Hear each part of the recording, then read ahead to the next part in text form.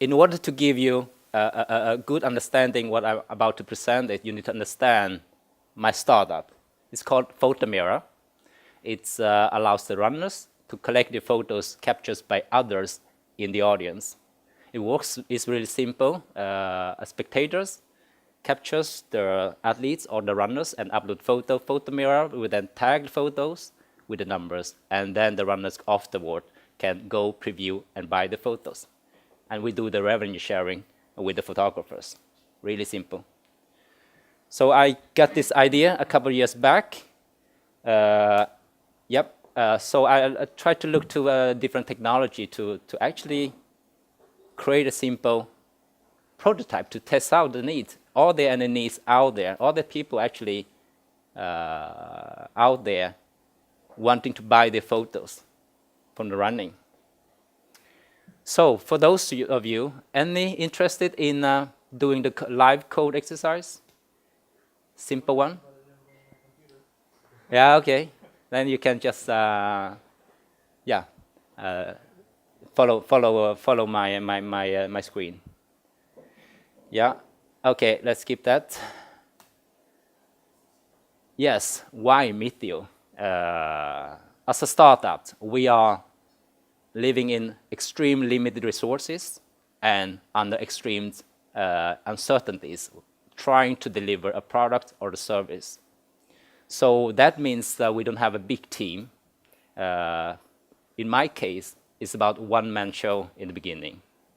So how can I test it out, the hypothesis, so that people are really to find if there's a need for this service? So when I looked through the different application stack, at that time I didn't know it was called application stack. So when I looked through it, they are like Ruby on Rails, they are .NET, and I eventually ended up in Meteor. The main reason is because it's provide free hosting. It means I do not have a server at home or anything to buy anything. I can just create applications and host it on Meteor. And it's full stack. Tool chains is included, meaning that I don't have to grab the different tools from different places. I just install Meteor and everything is there. I can deploy, I can develop easily. And it's JavaScript and Node.js. It's the last trending, last technology that's really, really trendy at that time. And of course, it's cool, and a lot of people talking about it in the forums. So yeah, that's why I made these choices. But main reason really is extreme limited resources. So Meteor, what is that? Meteor is a full stack application, a full stack application stack. Yeah, built on Node.js. That means the whole toolchain is using JavaScript. So I only need to learn JavaScript. I don't have to learn other language. And React, of course, is a library for creating UI. I think you all are familiar with that. And Redux is a predictable state container, as they call it. I would say that it's a good structured way to implement state machine. So tonight we will do this really, really simple exercise. We create a default application, contain a button with a click, and we try to convert it using React and Redux. And I think the most important here is not so much about React and Redux. You can, of course, go back and dig into details. It's more like, okay, how to integrate those things together. Yeah.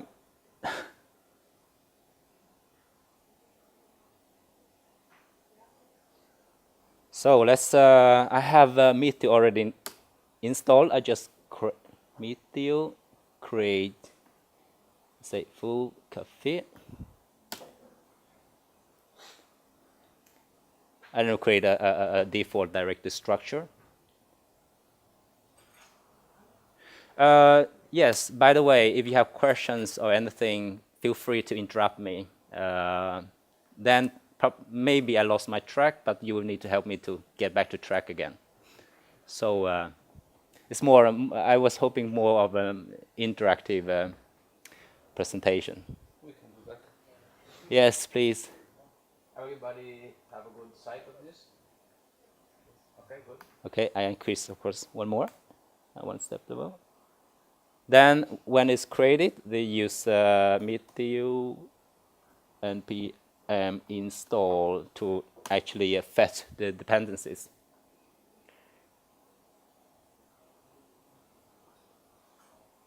Yeah. So let's start the application. Oh. Thank you.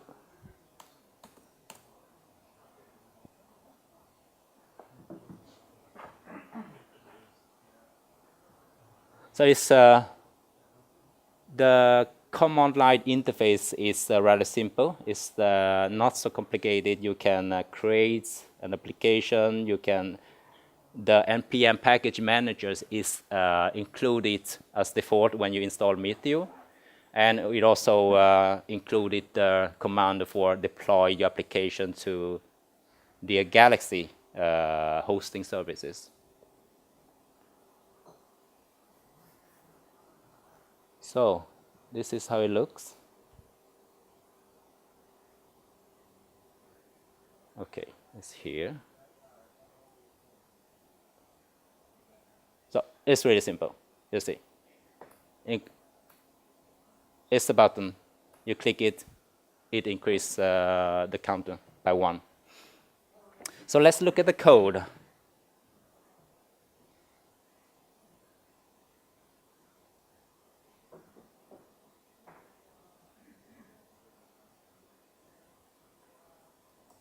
I'm going to move another window.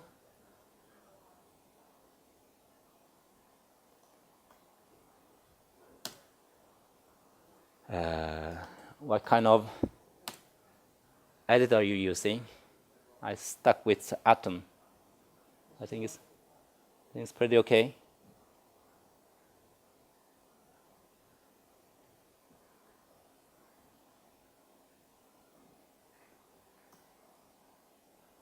See, this is the directory structure. We have a Meteor directory structure. It includes, the package, the platform versions, and releases. Here it's okay, but I don't know how to do it for the directory. And then we have, you have to, try to really focusing on it, or I can read it out loud. Now in the client directory, we have 3 files. And those are the files. And we also have a server directory containing the server code. So actually everything is in this folder, the server code, the front-end code, and we can easily access, so easy to work with. And also it's normal npm package management, include a package listing all the dependencies. You also seen that in the beginning I ran a command called npm install, Meteor npm install to fetch dependencies. Nothing strange about this. So the challenge here tonight is try to convert this so that they use the React library. In the beginning, when you look at the code here, you see that it's not really nice looking. They call it the Blaze view layer. It's handlebar similar codes. It's about to die out, I guess, from my point of view. People were moving from this Blaze to either Angular or React. So nobody's coding, okay.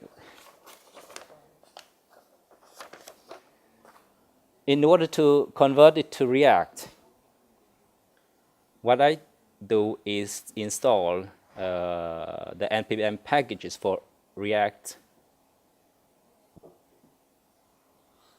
So Meteor npm install React and React DOM. Why do we have to use Meteor package to npm? Yeah, it's I could of course use standard npm, of course. Do we do something different? Oh, they have tried out in that version that embedded it for Meteor. Okay. So that's the only reason. I don't want to jeopardize this. Yeah, but it's included in the beginning. So are you following? Okay.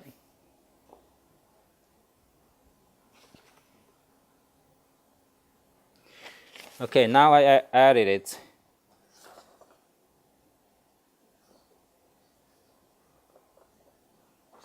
So what I do here, then when I have those packages installed, I will go into this file and actually remove majority of the code.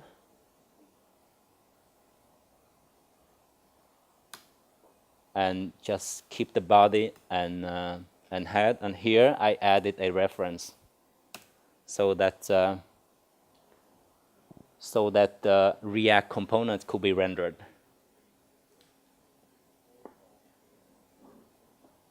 So it's the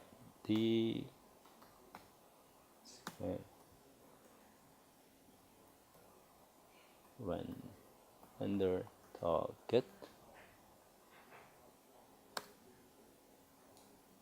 Yeah, that's it.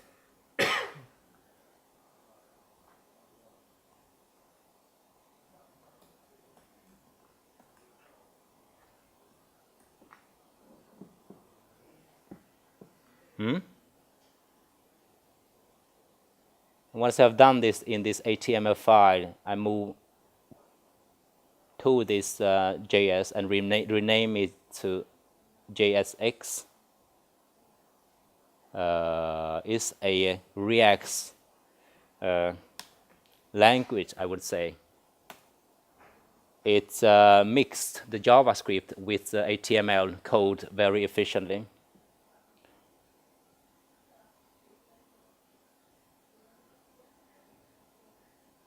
So now I need to actually go and do some copy.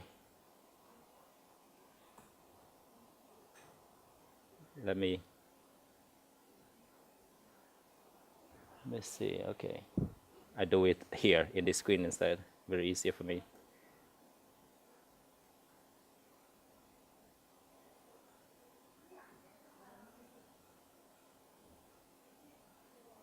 Is that okay? Yeah.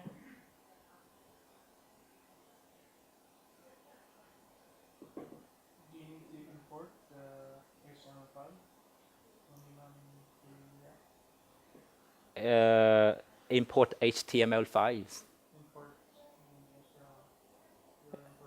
I will import quite a lot of things. Let me see. I will come to that.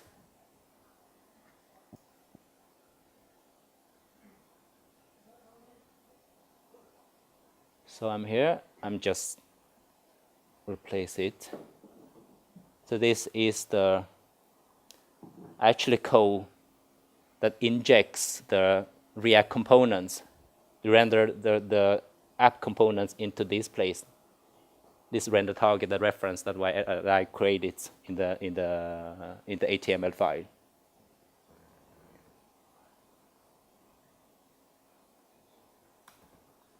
So as you can see, the app component is not yet created. I will have to create it here.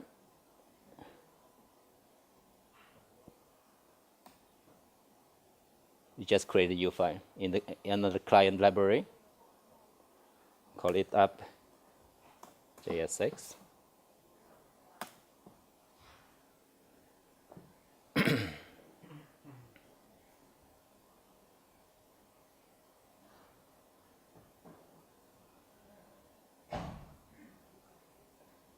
opportunity to change the service or the service to HTML file instead of the JS file as previously? Or Sorry, I couldn't follow. before Meteor it was serving the JS file, right?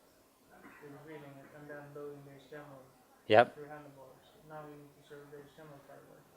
Yeah, the XML is rather a default file. They will. It doesn't need. Okay, now I understand your questions. Yeah. It doesn't have to import it. It's by the what do you call it? Yeah, the entry point. All right.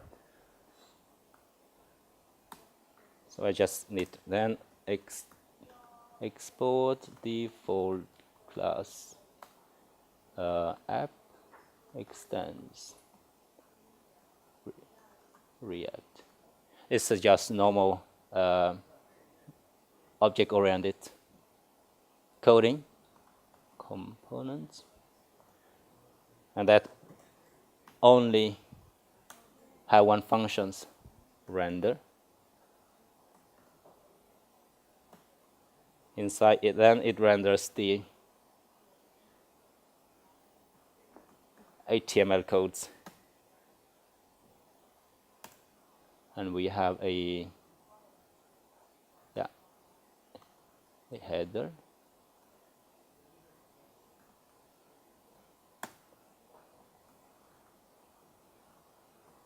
And we call it Foo Café. And then we have a, yep.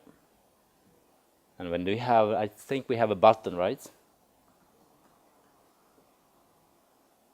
Click me or something, yeah, it was it. And then we have text showing you have click.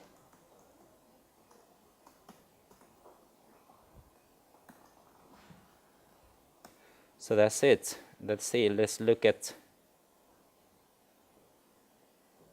the page.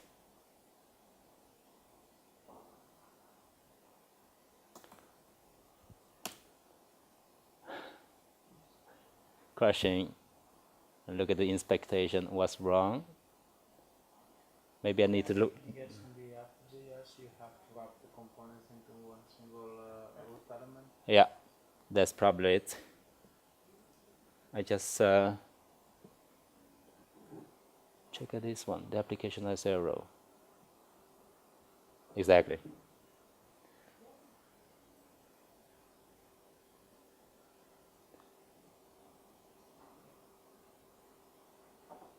Where is my cursor? Here it is. I just put a div in it.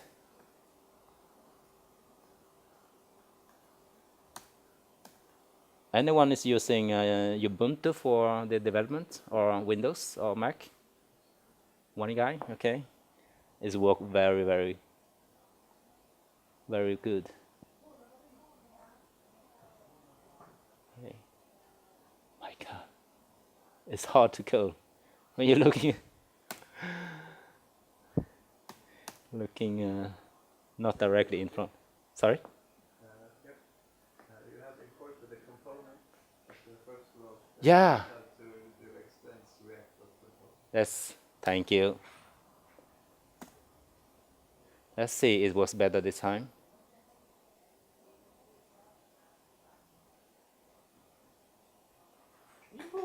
So this is okay. Yeah. Then now we are actually using a React component. Yes, please. Which part of Meteor is now running? I can see that's a lot of React code on the bottom. Yes. Is there any Meteor code specifically? Yeah, the platform is running on Meteor, but the UI layer we have just now switched from Blaze, the library that's supported by Meteor, to React. That's what we just did, is just to make sure that we can render the React component. So if you look at the code, you look at the server side. This one is Meteor, and the client side yeah, I think this is also Meteor, I would say, if you need to make it English, but it really doesn't matter. Here, we actually telling Meteor to render the React component app. It's a good question. So, Could you potentially take away from main.js X to remove Meteor as a dependency? yes, Because you're not using it anymore. of course. No, you were using We are using this startup, but let me see. Meteor render, we are using it React. Sure. Probably we could remove React here. We are not actually directly using, we're just using the render function. yeah, I'm beginning for the JS. Yep. So what we do now is just, okay, we need to make sure that when the user clicks the button, we count the clicks. In the normal React way, we just add a state. We add the state by actually first creating a constructor and set the default state first. Constructor. Then we have the props. Is this too slow for you?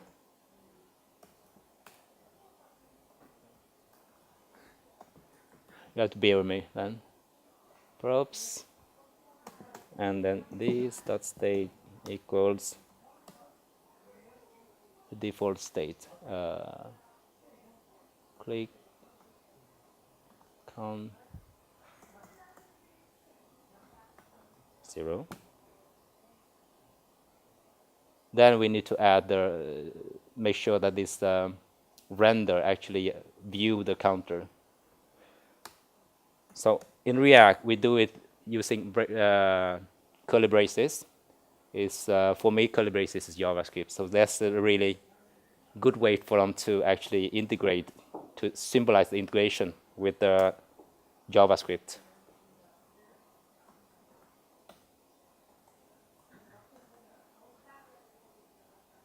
So let's see if we have a 0. Let's see.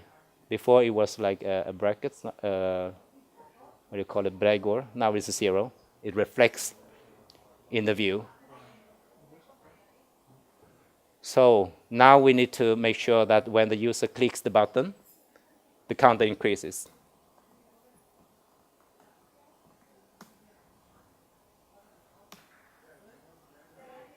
Then we just connect the on-click event to a function to some code.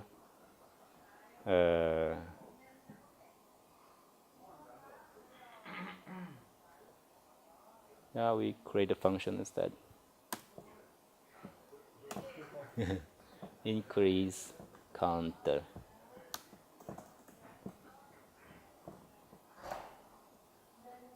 This dot set state.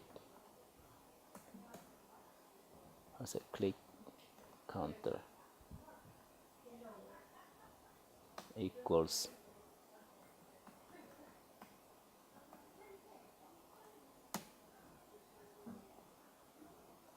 and here we call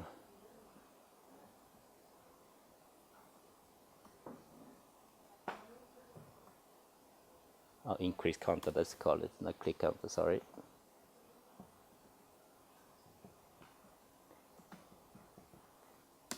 So to see it works.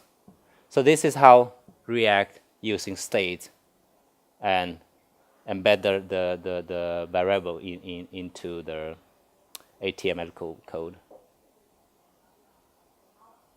Let's see. Yep. We're back. It works again.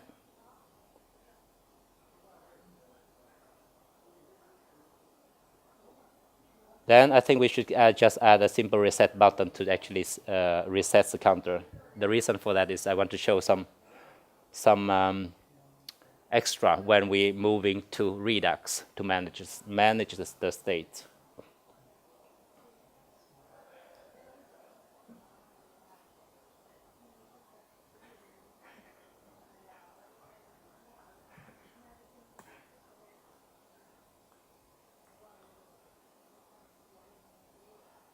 We call it reset counter.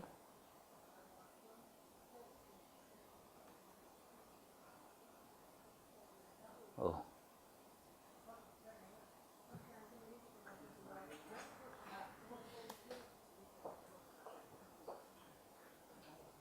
And then we just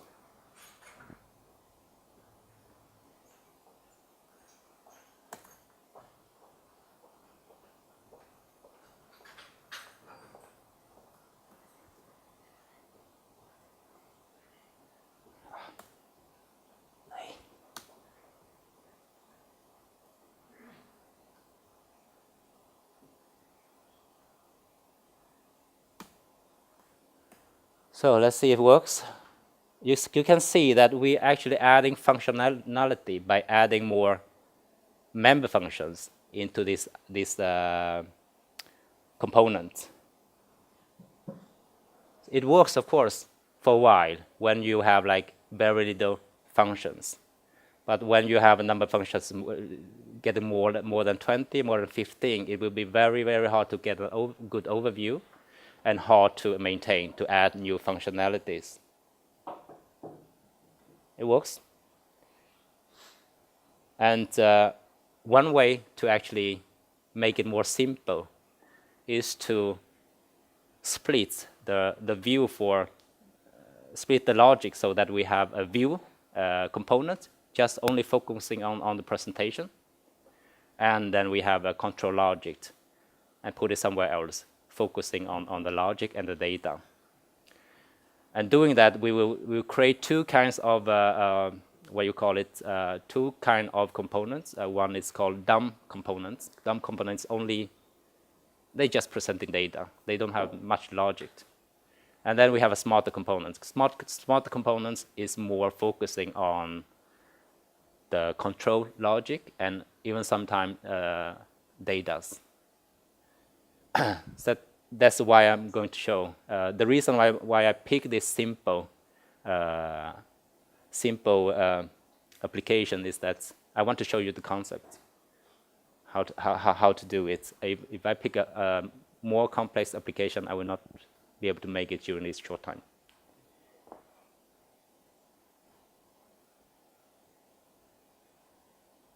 So it works.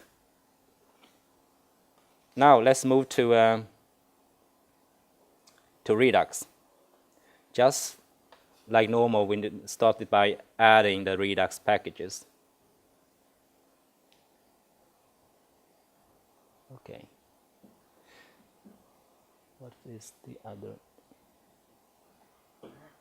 Here it is.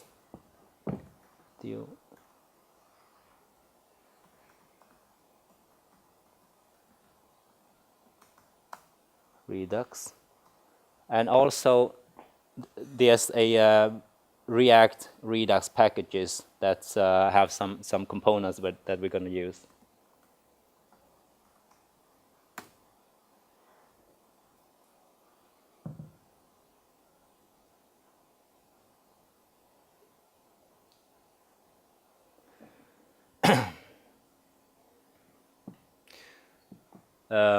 The Redux, just for small components, if you want to just manage the simple states, you don't need to go to Redux. It's overkill.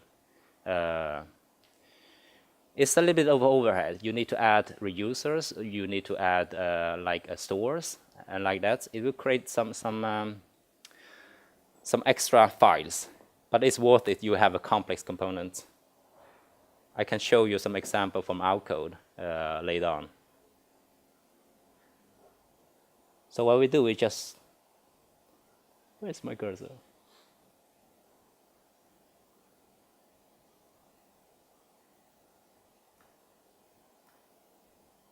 New file, call it reducer.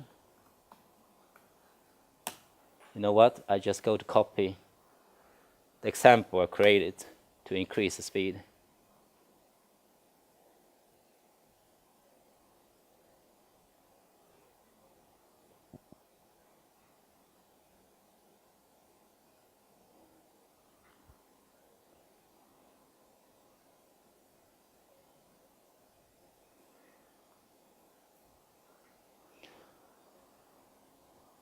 yeah, we need to create a store. A store is a place where you store the state, and there's also some middleware involved,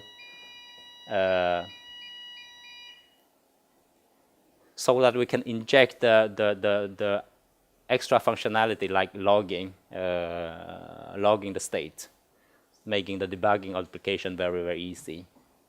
And there's a logger out there that we can use. We present the state and the actions in colors. So here's how it looks. We have a click counter, and we also have some text colors. But that's more later on. We actually, okay. Maybe I should delete it so you can follow. Just have one state so far. When the user clicks the button, it will fire an actions called increment the click counter, and then we will mutate the state. And this is a reset counter. And I can remove this one so far.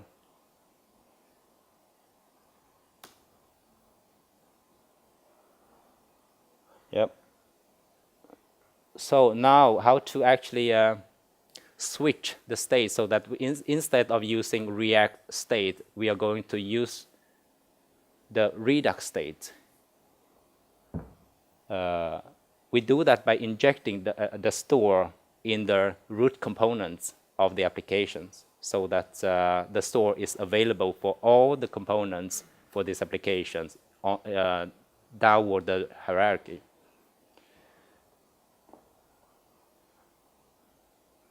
So here, then we need to modify this so that we can inject the store here. This is the root component, and in our case, we only have one component, so it really doesn't matter.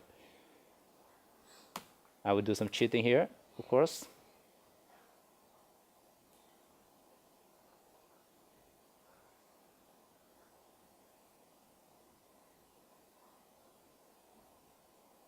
It's not there.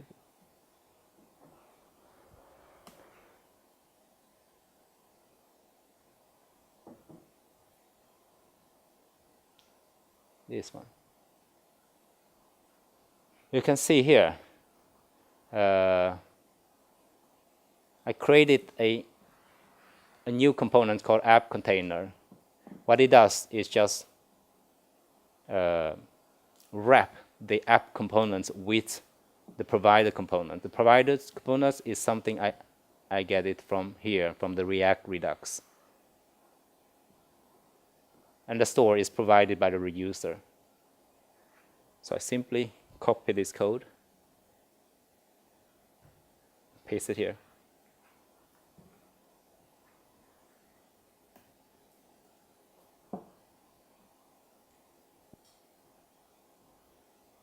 Yep. And once I have injected store, I will need to go to the app components to actually declare, so that I can use the React state, not React state, Redux state instead of React state.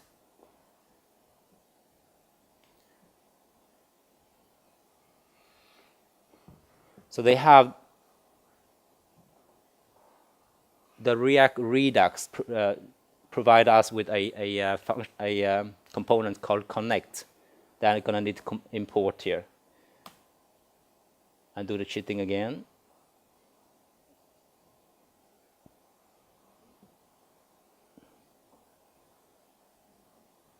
So we need this one, connect, so that we can inject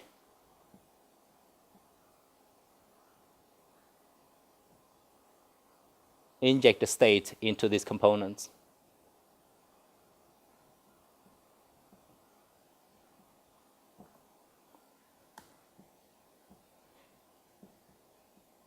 Here, I copy it.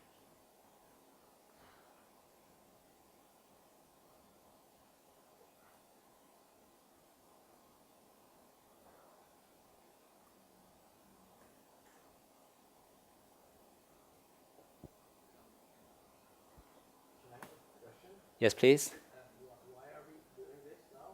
Because we want to persist it between the user sessions. It's like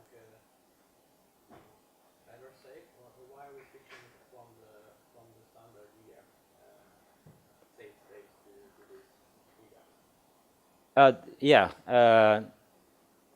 When we created the components using normal React, we see that okay, it works of course very very good. As I mentioned before, when the number of member functions or increases, that will create a complexity, making us very hard to maintain the React code. And one way to solve it is to actually split the view layer from the control logic. React is the solution for that. That's why we are doing this now. Okay. So it doesn't save us automatically this state into the backend somehow. No, it will give a lot of different bonus, of course, when you're adding Redux, because we will have this predictability with the state. You manage all the states in one place for the applications. It's not spreading out in all different components. So with that, we can do time travel, but that's another topic. I would not have time to do that. You can step through the state. You can save the state of the applications and different things. But that is only applicable when you have a large application. For small application, you don't need to do that. You're welcome. So I can delete this for now. So you look at the syntax of the connect. Connect actually is the glued code to glue the Redux state with this component. So here we need to declare which state we are interested in this component. Also for now, we are interested in the click counter. And let's skip this patch so far.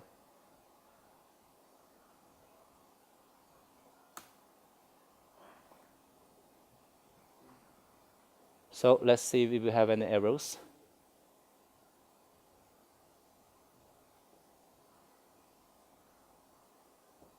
Maybe we need to install the Redux logger. Yeah.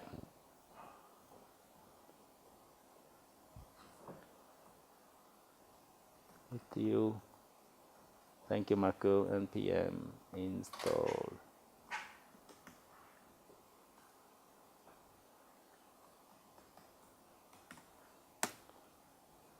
How many of you are using Redux right now? Quite a lot. Then you must be laughing at me.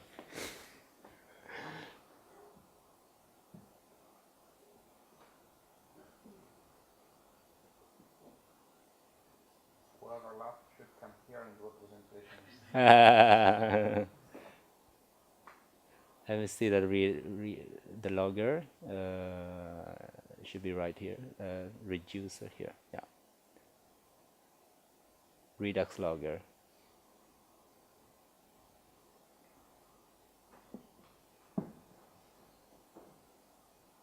So which debugging facility does Meteor provide us? Like in this case, we did something and it's not working.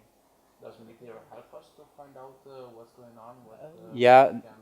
Normal cases. For my case, I only look at the server code, and it will provide. Okay, this is exactly line 38. And that's most of the cases good enough. Okay, but you still exporting the class. Yeah. Okay. Only one default export allowed. Okay, I see. App.js. I need to move this way. Yeah, they are very sensitive. Wait. Yeah, That's it. I hope. Looks like It's going fine.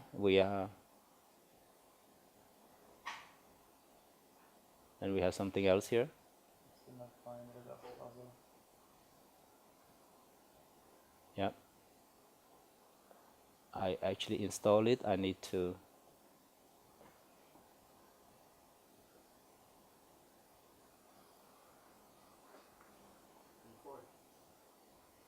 import, right?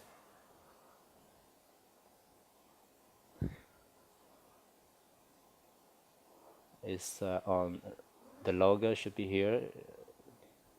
But it Yeah. was yeah, exactly. It was important to install. Create a logger, Redux logger. Maybe it's not yet installed. We just install it. Say Redux logger. Just reload the page. Maybe it wasn't finished. Let me just do like that. And reload the page.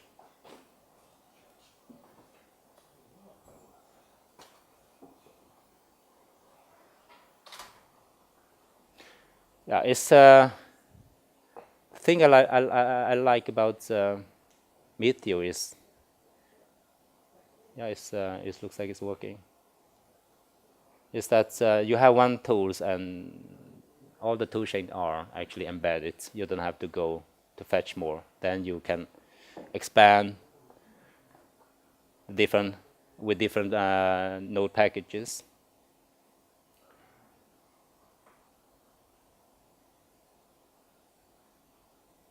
So it's okay now. Then we need to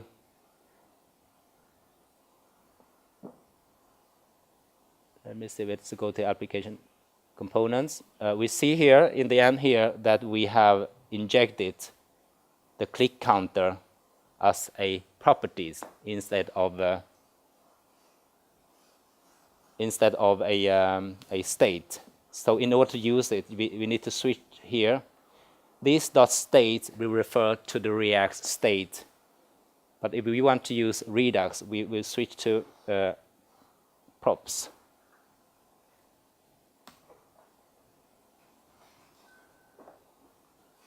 So in order for me to see if the change actually take place is, yeah, I have set the default state to be free for the click counter. Let me see if yeah, it looks like it's okay.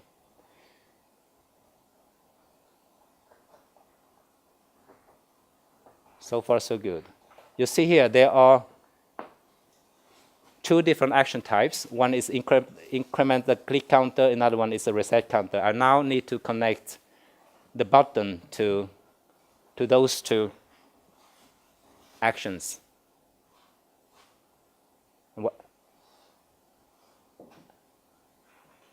What I do here is just replace these functions. Instead of set the state or React, I call the dispatch.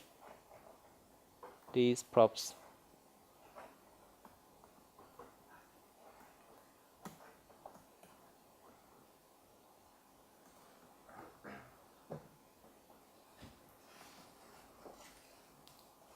Here, and the same goes for the reset as well.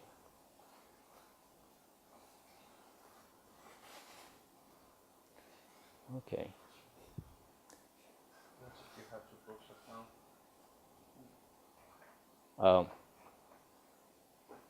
Abort. Yeah, yeah, thank you. Somehow I ended up in a strange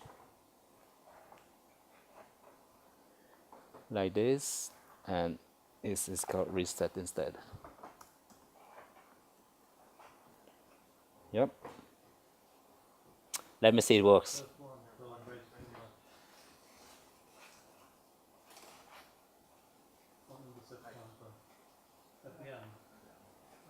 Reset the close here. Okay, I see. I must be blind here. That's the same for the here. Oh, okay.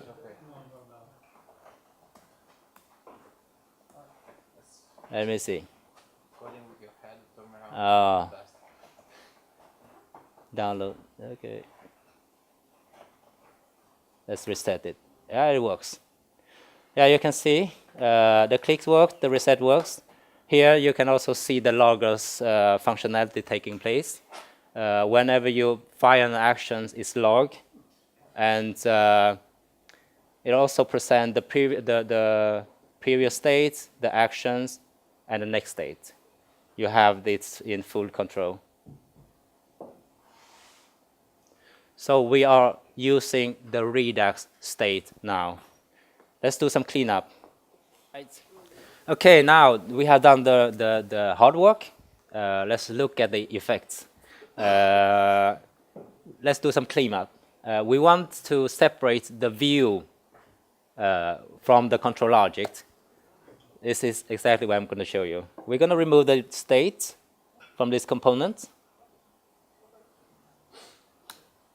And this, instead of creating a function for handling this work, we can actually declare it. So what we do is here in the connect, we can add the dispatch props so that we map the actions to a property of this component.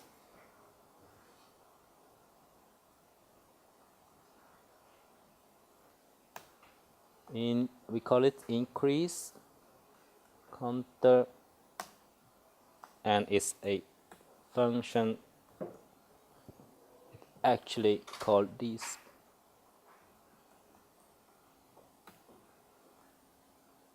Exactly what is that? Let me just copy the command here.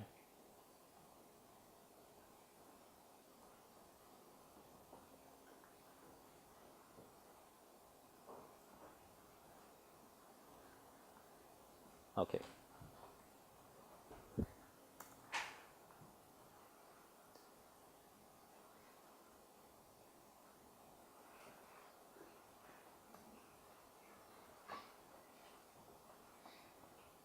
Yeah, so then we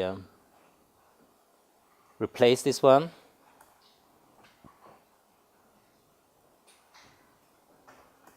Props. So we can remove this. The same goes for the reset counter. Can remove it altogether.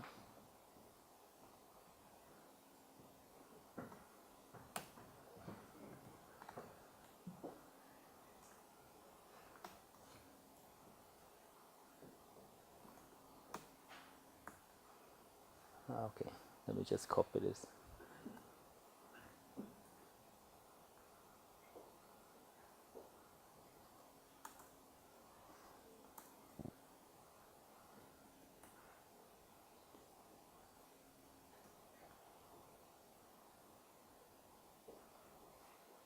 And we are calling the property.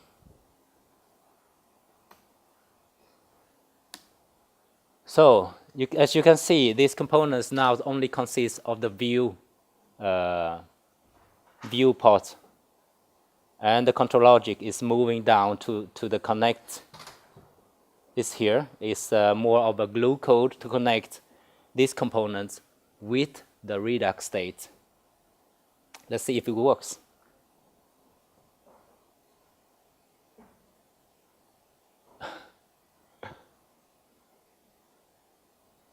This is increase counter is not a function.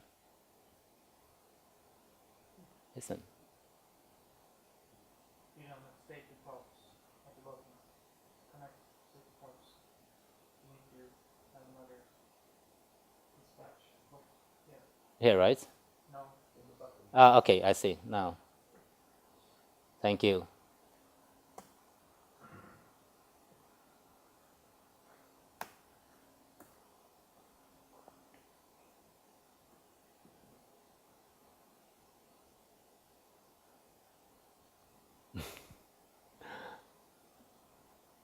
Instead of type object.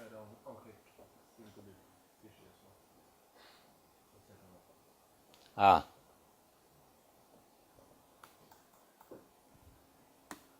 Actually, I think this was the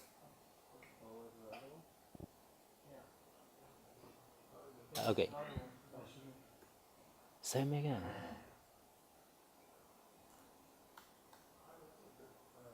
Like this, right? It's not a function call. It's actually a reference to the function object. Let me see. Looks like this work. Yep.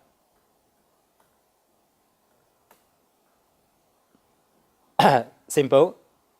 So we have split the view logic from the control logic here. Here is all the control logic. This together with the state actually contain the control logic and the data. And these components now only consist of the view part of the code. This is a desired pattern because with that separation, it's very easy for us to actually add new functionality for these components.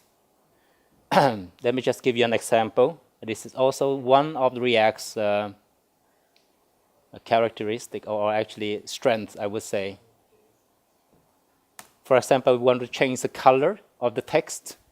Once we reach a certain level, once the counter reach like 5 or something, we can just add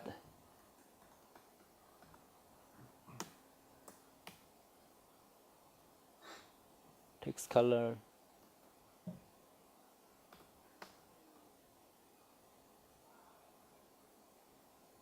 Yeah, okay, let's put this information into the Redux instead.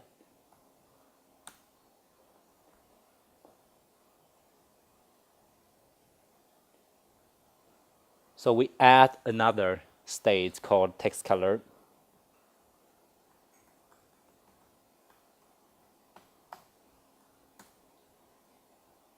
As the default value black.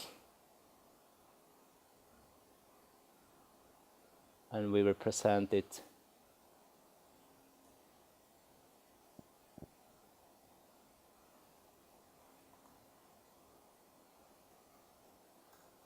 style.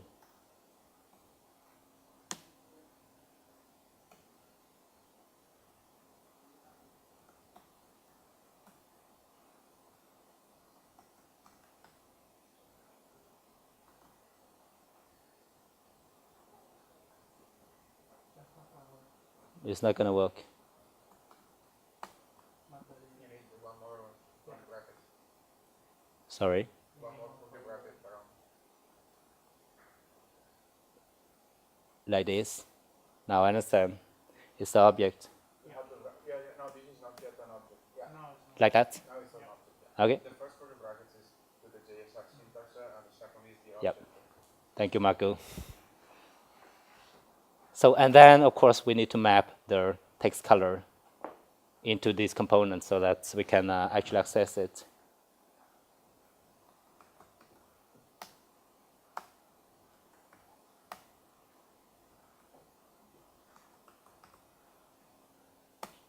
So let's see. Of course, we're not going to see anything. As of now, we can change it to, let's start with the red, see that everything is fine. And it's reflected as red. And of course, when the state, we want to change the color to red after a certain level. What we do here is just change the state.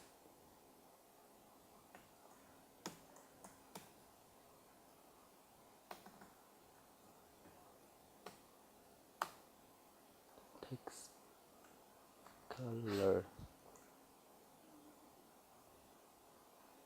equals, and we have this state counter, right? We need to click counter is bigger than 5, and we have red, otherwise black. Like this. Do you mean to have it outside Yeah, it's that was intention. The main reason is that we are dependent on the click counter when we're in middle of the state. You're missing single quotes on line 13. Yeah. Single quotes around the color black. Okay. You get a double quotes as well. Yeah. But that's the quotes at least. Yeah. Of course. So many errors. All right. It's still part of the Switch. You need to put it outside. Oh, I need to put it outside the switch. Yeah. Okay. It's still in the switch. Sorry. That wasn't the intention. Now I'm listening. Here. Then we have const. Let me see. There was something error. It's completely wrong. Let's look at. defining state not defined. That's true.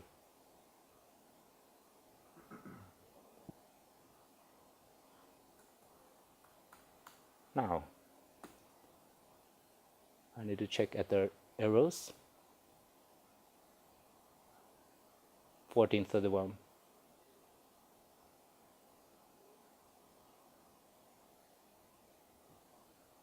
Yeah, Text column. like this. Thank Guys, if you never try to code there, it's tough. Thank you, Marco. Flattening out. Okay. Yeah, you see, after 5 is red. When we reset it, it's black again. As you can see, I adding new functionality by actually modifying the state machine, and also going to the components and modify the glue code. This is the code that is glued. Actually adding more properties, adding more functionalities.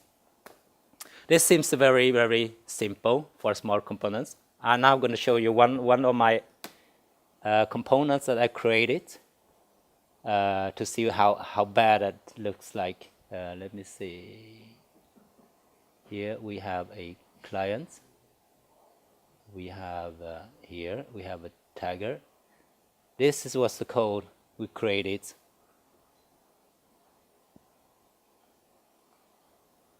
Yeah, let me. Quite a lot of functions, making it hard to extend. I could not get a good overview of it because the states are managed inside functions using the React state. And this is a bad example, so I'm not proud of it. Lots of functions. And then we have, yeah, I could not remember how many functions.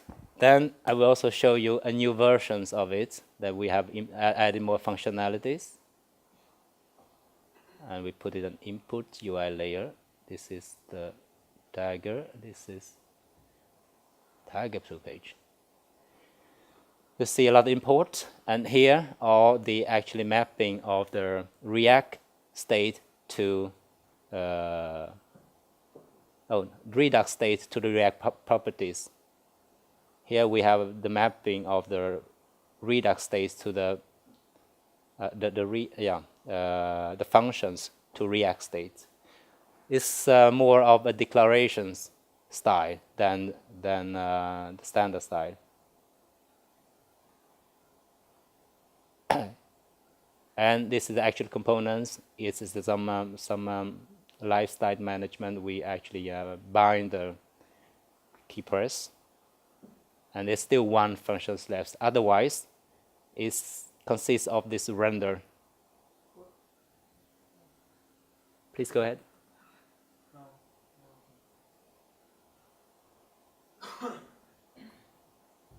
And this is more of a also declaration, so that we can detect the errors when we're using these components without providing the properties and the functions.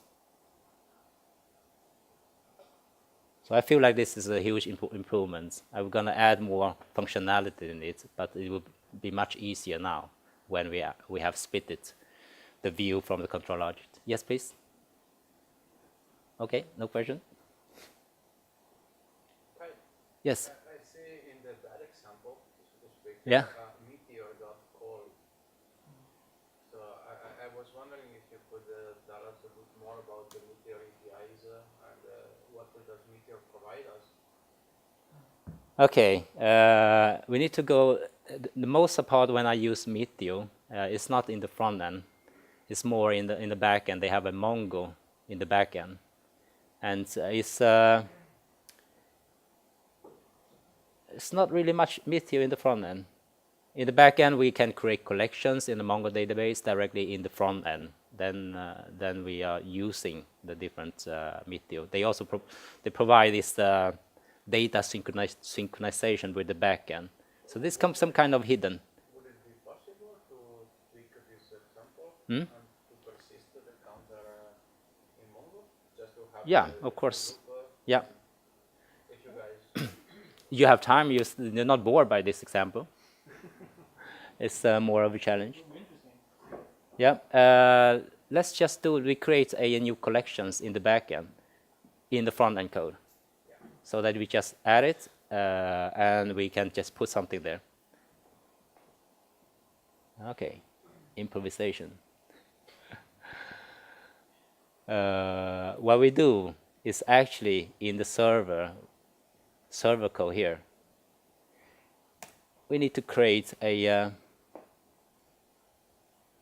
collection. Then we need to import Mongo. Wait.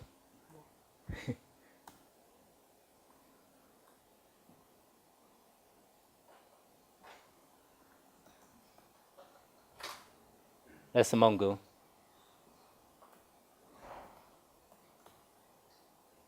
So here, when it start up, let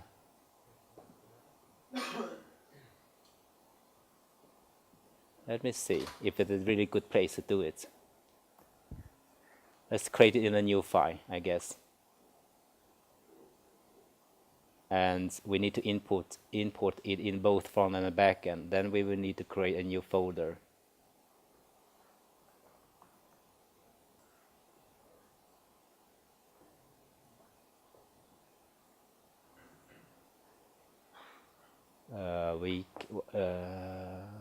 Let's do it. We just create some URL or links.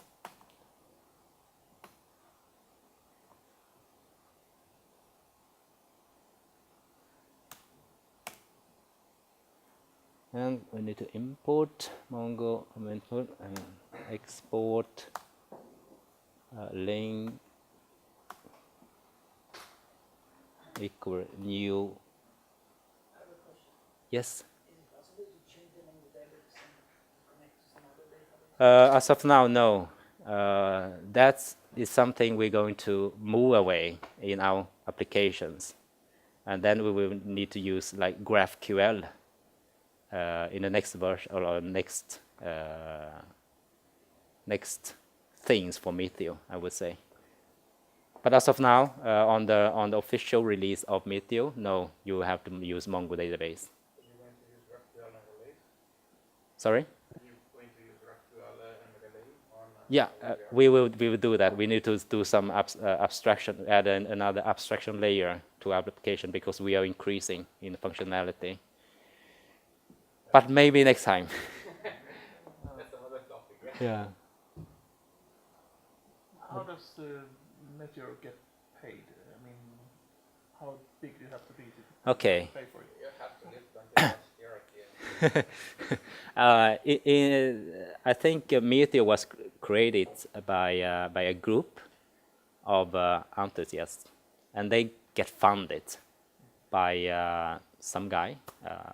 I think about $11 million or something. Then they create this Meteor platform, and they also sell the service, the hosting service called Galaxy, which I'm actually using. Works good, little maintenance work, and I think as long as you will pay, they are providing good services. Then we can, of course, argue the price is a little bit higher. But I think that will be their main incomes, main income. The hosting is there. The hosting. But how is it? I mean, the traffic. You have to pay for the traffic, I suppose. No, only the server level. How many server? How big that server is? No, I haven't seen any traffic data. Well, So for me, I have a small instance. I pay like 400 or 500 Swedish kronor per month.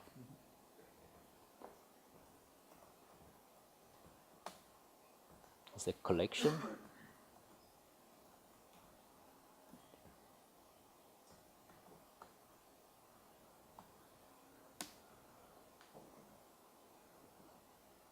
what other frameworks did you research when you chose Meteor?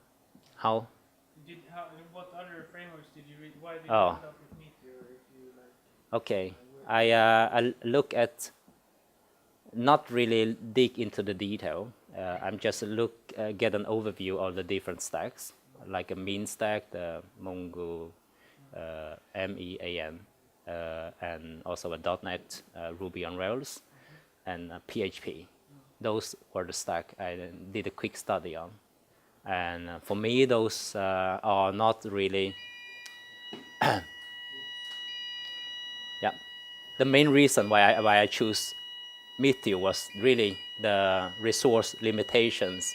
They provide really great what I call it, developer experience. You are using one package, you can actually do everything, and a lot of not important stuff are managed by the platform itself. So yeah, one man show, it worked. So so now I created a Mongo collection called links, and then I of course need to import that in server.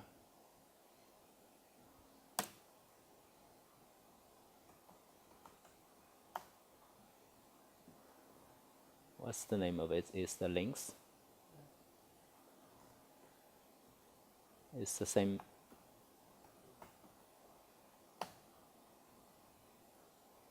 Is that? Oh, not very certain. This is something I not often do. I need to check. Okay, let's try it. I found the error soon. What it does is it imports the links that instantiates a new collections in the Mongo database. So you need to do /imports/links. Yeah, that's true.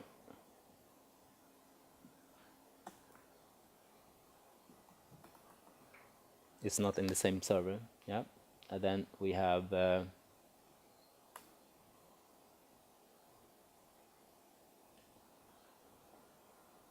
Here we need to, of course, doing the same. Because links, right? No, where is it? Imports.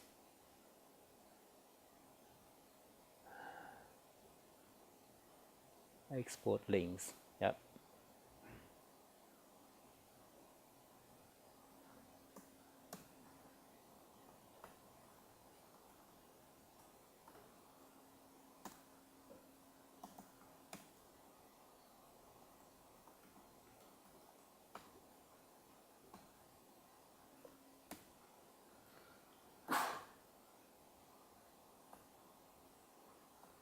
So, and since we are using React components, in a normal Blaze, what you call it, technology, it's very easy to use the data directly from the database. But since we are using React, we also need to have another component called create container that actually create a smarter component and inject the data into these components. Let's go create.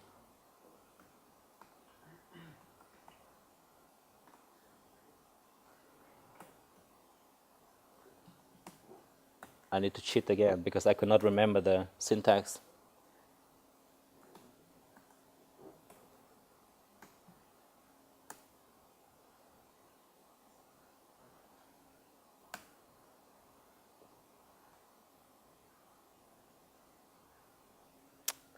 Let me see. Where is create container and folder from? Yeah, I need to look.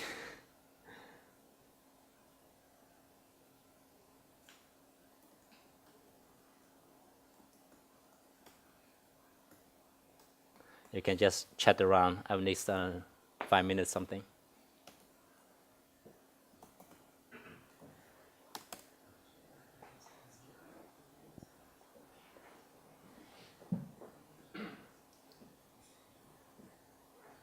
So, the best beer, shoot.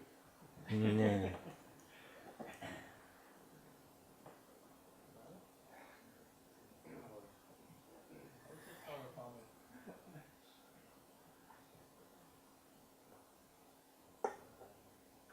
Your favorite? Styrofoam. It's good beer. Styrofoam. Stop. Yeah. East Indian Pale Ale. Indian Pale Ale? Yeah. Interesting. Does it, can you describe the flavor? It's more aromatic. It's more aromatic. And you can buy it from Stepwell. Any particular brand? Yeah. This one isn't this one. East Indian Pale Ale is the package beer. Okay. Yeah. So it's not so it has a green label on it. Okay. Yeah, they have. Okay. Let me see.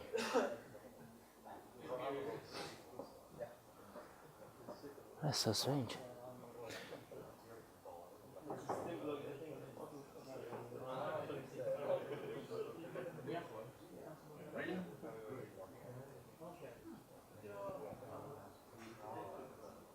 So I need to actually install 2 more packages, it turns out.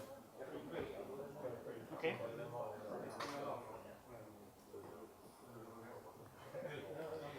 Meteor. This is outside. This is not part of Meteor. This is part of, not the core part. Okay. Yeah, they have different packages. They have a portal called Atmosphere. They manage Meteor only packages. Okay. Yeah. So you install this not through npm, through Atmosphere. Actually, there are 2 packages, one from npm and one from Meteor only packages. Let's start with the npm. Thank you.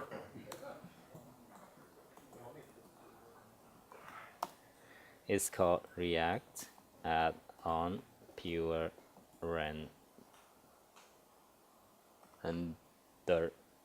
mixin. So that's the name of the npm packages that actually. You sure? Missed the G. I don't know. Does that have React where? React add-ons. Sorry. Let's see. Yeah. Okay. So that's an npm package. We also have to add another Meteor specific packages. Meteor have its own package management. Meteor add React.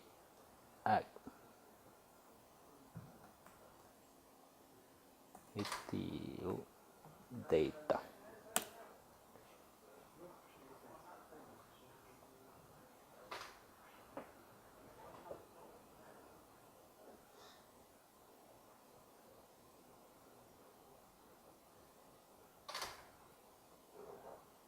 Okay, now we have the packages. We can actually create this in create container.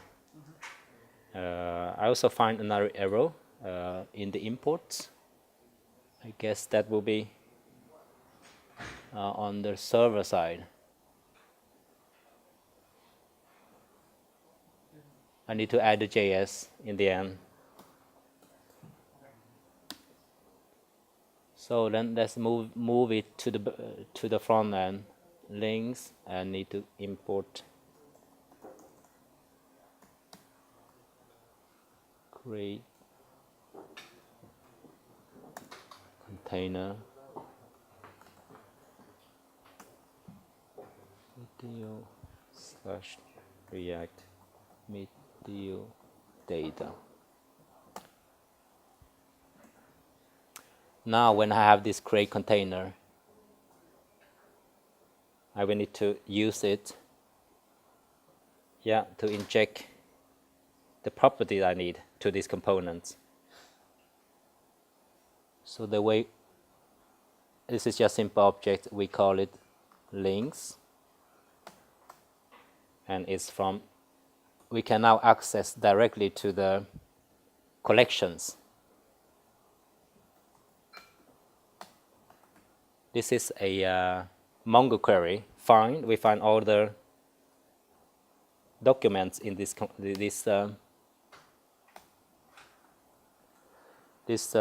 collections called links, and also we fetch it so that we can have an array instead when using it.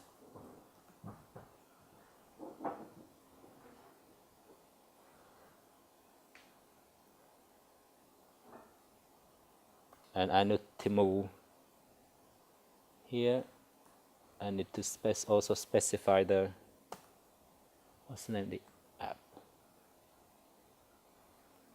So let's see if I get any errors here. Yeah, you do export default.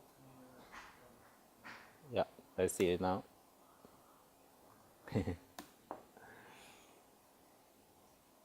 Any errors? Let me see. Yeah, unexpected token. Links 3.13. Links.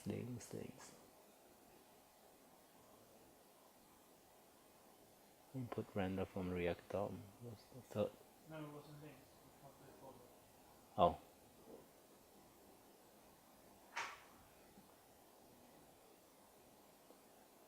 It's in the end, right? New Mongo collection. Task. Export const. Oh. I don't really know. New Mongo collection links. That's, let me see.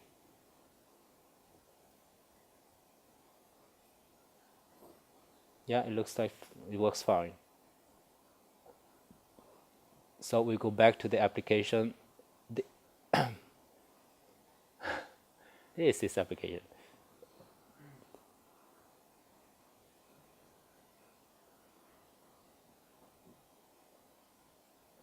Where were I? That's in the other file. Here. Ah, okay. Now I see. I just closed that one. Thank you. So I have now I have a properties in these components called links that actually connect directly to the backend's Mongo server. I can use that directly in the components. The links is an array, so I can use some we call it functional programming to create components. We put that in the bracelet links.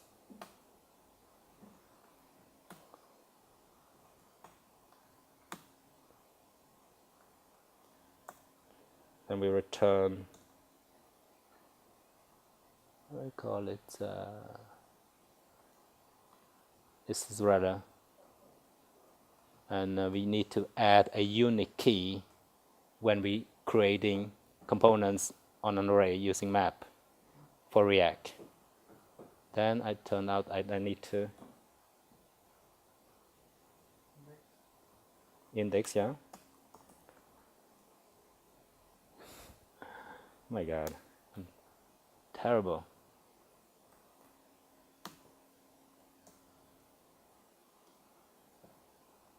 I have an index. When we just log out the links. I need to set the field. Link UL, maybe? We haven't decided yet. You need brackets. I need brackets, yes. Okay. So the link is the document, and in the document we now decided to have a field called URL. Okay, let me see if there are anything error. Looks like there's a lot.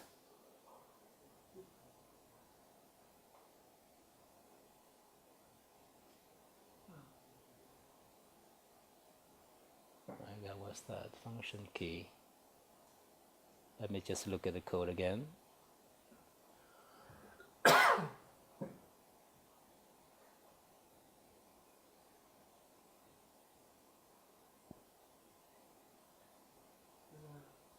there's the props of links. Yes, of course.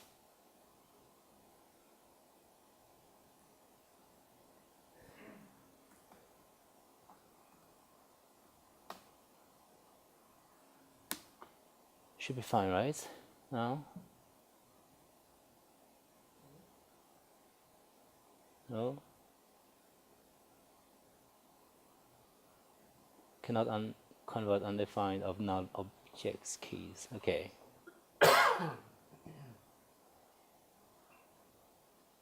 This prop links dot map and will link index.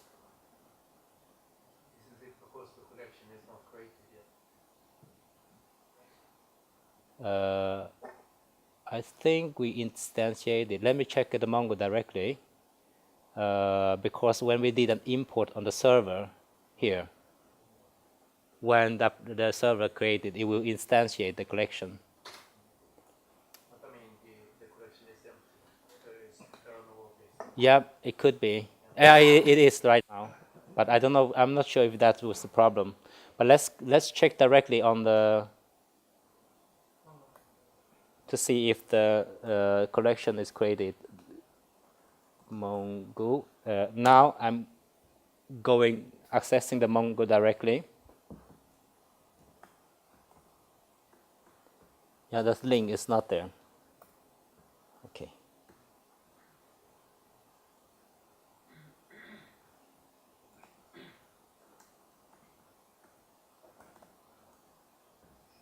There are no collections.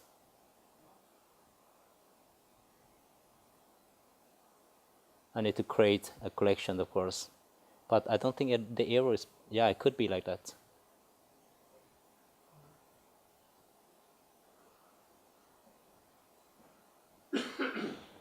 So let's go to the front end.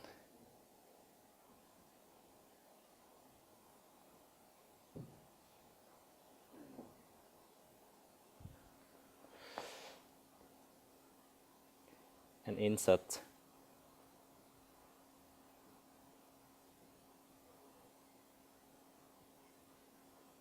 Well, let's do it like this.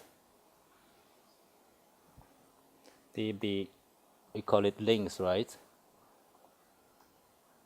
DB links insert.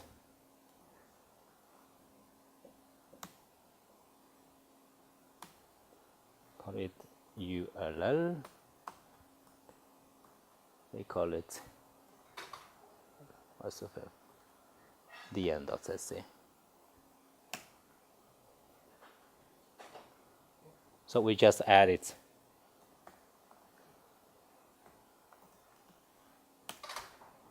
Yeah, we added a document in this collection.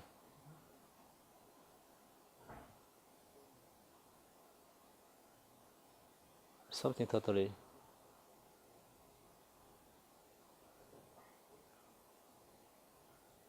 null, undefined and null, object function keys. Okay, so I think the property is not properly defined. Links, fine. There's links in this context. What is links? Yeah. Links is the collections that we define in this file. And we actually import it here. And it's defined here. It's new collections, and it's instantiated on the server.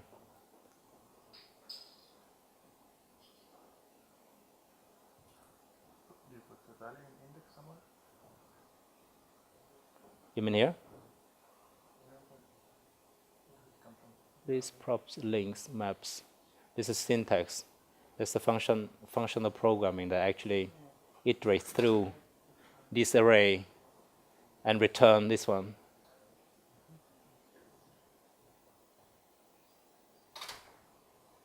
Let me just make it simple here.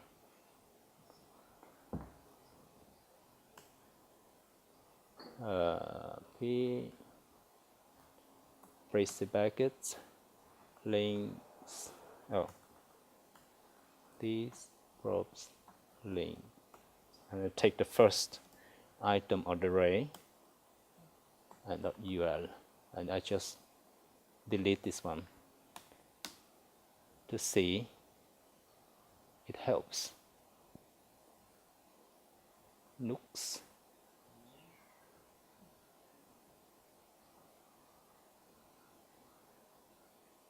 Well, then it could only be one place. This must be here. Create container. Let's check the syntax here. Create container. Links fine. Fetch. This app export default. Create container, wasn't that one inherited? Export default. Could be like that. Create container. Yeah, that's.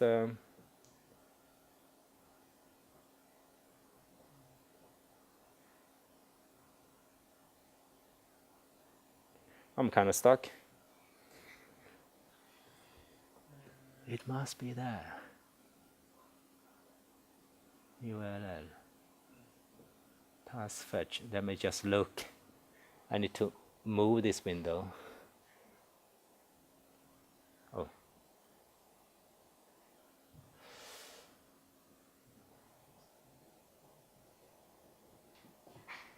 I put it here so I can see it properly. Collection links.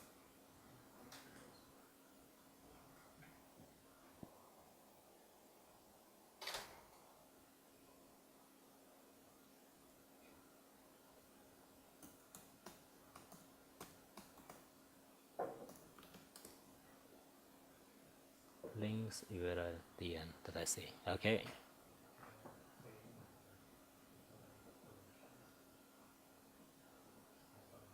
Go.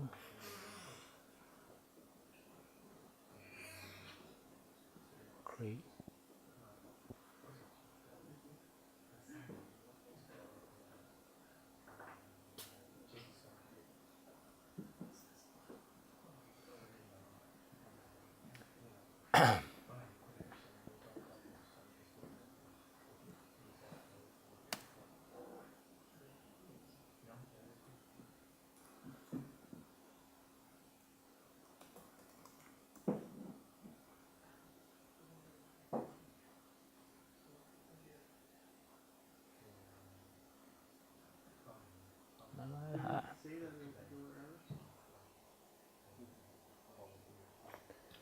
Here it says app.js is 36. Okay, now you found some application. Oh, I see.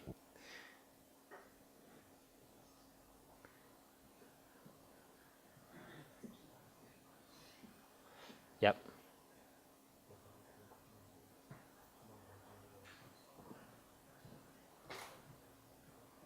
It's exactly it. I just have to rename a few stuff. Here's 0. Yeah, I see it. I just name it temp. But this needs to be app, right? Let me see. Do you need to connect it as well? I don't think it matters. You wrap it 2 times. Yeah, this, let me see. Look at the app. The class app is okay. And I just name it something else.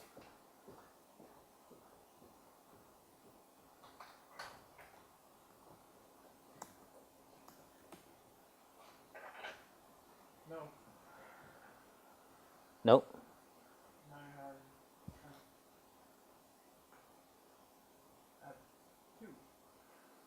have App 2. Yeah, I cannot. Okay. Now this is.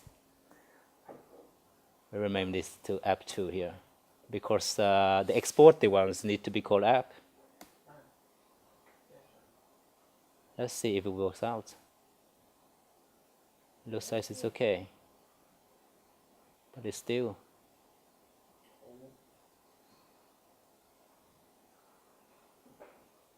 Undefined node. Okay. Yeah, I think we're stuck here. I probably not going to solve it, and I would like to move on.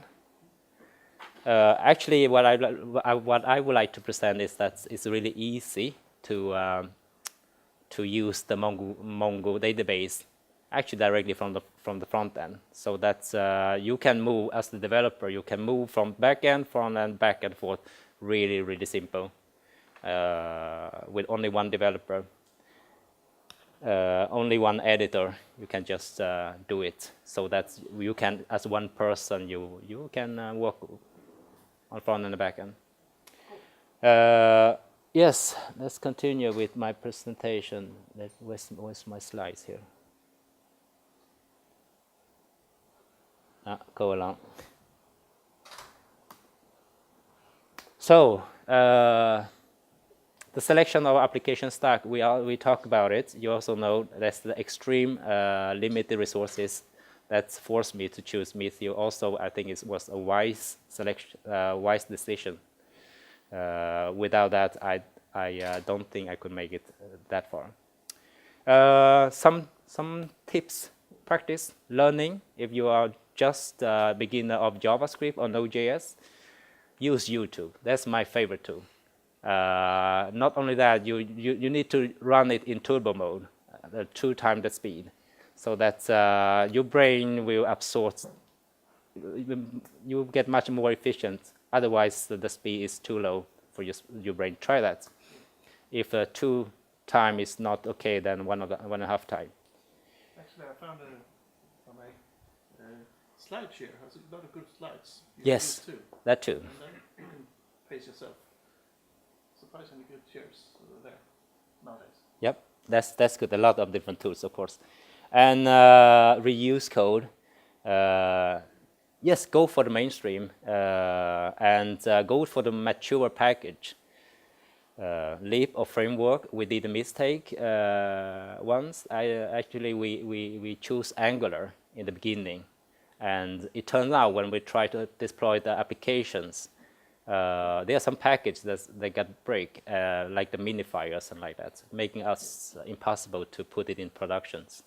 And I tried to get support from the different team, but the issues got down prioritized because they have a much more important issue to focus on, releasing the next version of 2.0.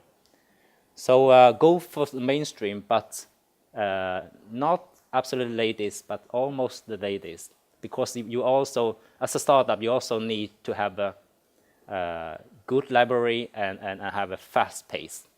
With the latest technology, we're probably going to move faster compared to a traditional, a big company that already have lots of legacies. So a new technology for startup, I think, for me, is a must, but not jump directly to the absolutely latest one. Yeah, I also mentioned about Angular 2, and then we have Swiss payments.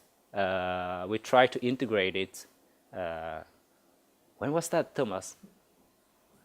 Yeah, it was in May. May last year. Yeah. And then they closed the They closed it down because, Swish was down with yeah, they closed down. I mean, the integrated API.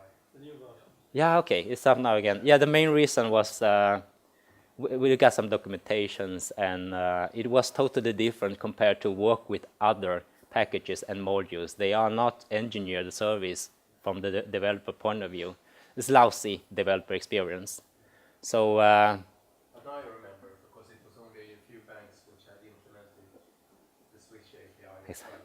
And so we started coding, and then we realized our bank is not supporting this. exactly. So We thought it was available, so you should do a little bit of check before you start coding. exactly. I guess since you're having customers in Hawaii and that stuff, I guess Switch isn't an option there. Yeah, we're going to move away from Swish. That was more of a trying out the concept and make it really easy for the runners who paid for their photos.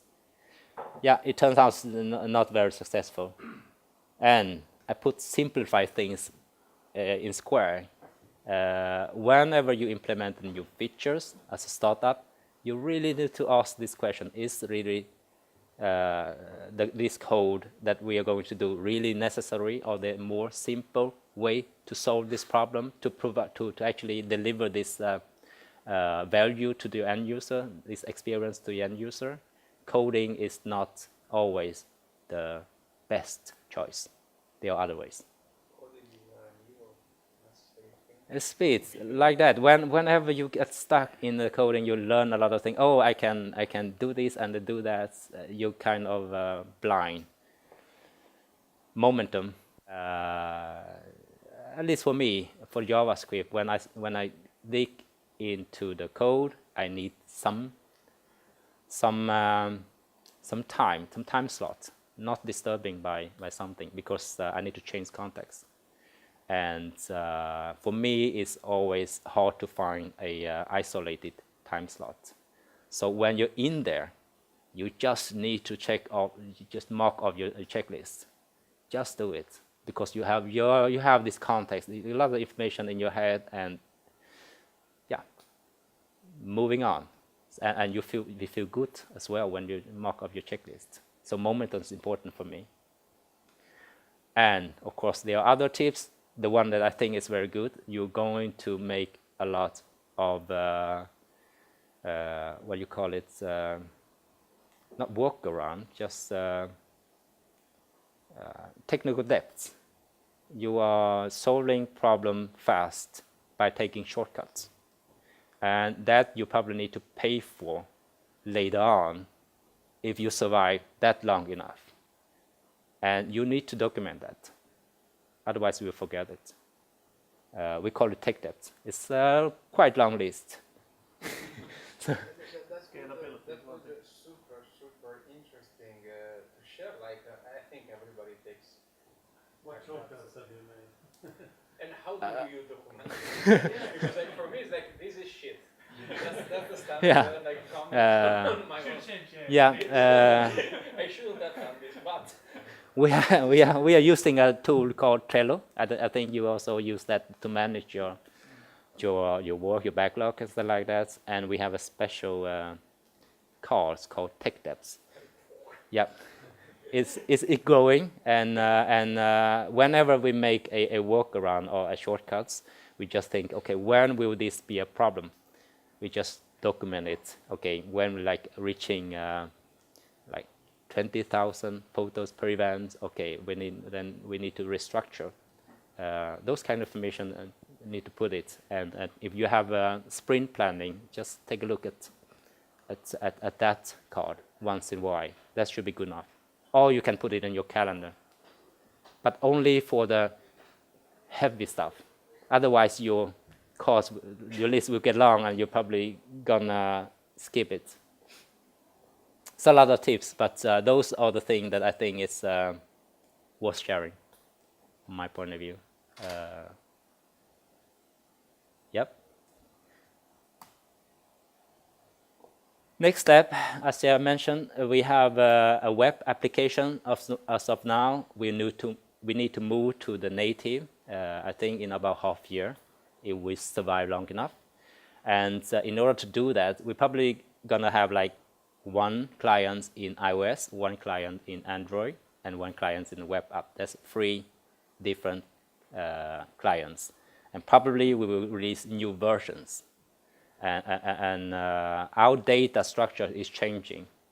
In order to support those different clients with different versions with limited resources, we need to add another abstraction layer called GraphQL. That way, it will make the maintenance work much easier, and we can still keep the speed of development. That's what I found out when I'm reading from different blogs and forums and video. People are using that because you add another layer that make it independent of the different version of the clients. And of course, React Native, that's for sure. We will not be able to dig into the native application using Java or Swift because we have like probably 70% of our code will be common for all the clients. We only need to add those last part of the native code for access the UI components. When I try to understand the situation, look at the sharing from the different company, they have the thing is most of them are actually positive for React Native. I think it's the way to go for. It's soon it will become mainstream, I guess. Instead of have a really native developers, you can actually use JavaScript web developers to creating the native apps.